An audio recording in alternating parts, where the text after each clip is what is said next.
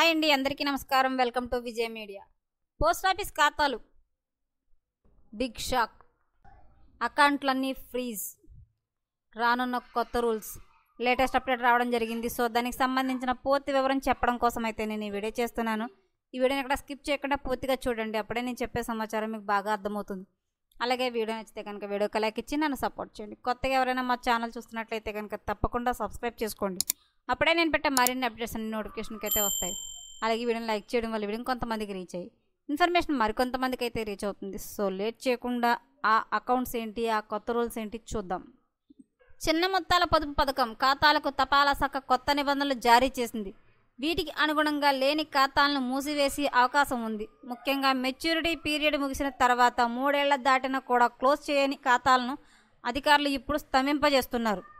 Public provident fund, senior citizens savings scheme, national savings certificate, Kisan Vikas Patra, post office monthly income scheme, post office time deposit, post office recurring deposit వంటి చిన్న పొదుపు పథకాలను కొత్త నిబంధనలు వర్తిస్తాయి.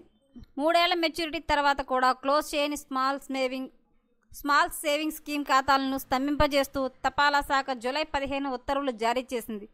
ఇన్వెస్టర్ల సొమ్మును కాపాడటమే లక్ష్యంగా ఈ నిర్ణయం తీసుకుంది. కొత్త నిబంధనల ప్రకారం ఇన్యాక్టివ్, మెచ్యూరిటీ తీరిపోయిన పొదుపు పథకాల అకౌంట్లను ఖాతాదారులు అధికారికంగా పొడిగించకపోతే పోస్టాఫీస్ ఇప్పుడు సంవత్సరానికి 2 సార్లు గుర్తించి స్తంభింపజేస్తుంది. డిపాజిటర్ల కష్టపడి సంపాదించిన పొదుపు చేసుకున్న డబ్బును భద్రతను మరింత పెంచడానికి ఈ ఫ్రీజింగ్ యాక్టివిటీని సంవత్సరానికి 2 సార్లు నిరంతర చక్రంగా నిర్వహించాలని నిర్ణయించినట్లు పోస్టల్ డిపార్ట్మెంట్ తెలిపింది. ఏటా జనవరి 1 అలాగే జూలై 1న 2 సార్లు ఈ ప్రక్రియ జరగనుంది. ఈ తేదీల నుంచి 15 రోజుల్లో ఇలాంటి ఖాతాలను గుర్తించడం, స్తంభింపజేయడం పూర్తవుతుంది. ఏటా జూన్ 30, డిసెంబర్ 31 నాటికి 3 ఏళ్ల మెచ్యూరిటీ పూర్తి చేసుకున్న ఖాతాలను గుర్తించి స్తంభింపచేస్తామని తపాలా శాఖ తెలిపింది. మెచ్యూరిటీ తీరిన తమ పొదుపు ఖాతాలను స్తంభింపజేయకుండా ఉండటానికి ఖాతాదారులు డిపాజిట్ పథకాన్ని అధికారికంగా పొడిగించడానికి అభ్యర్థనలు సమర్పించాల్సి ఉంటుంది. ఒకవేళ పొడిగింపు వద్దనుకుంటే ఖాతా మూసివేతకు దరఖాస్తు చేసుకోవాలి.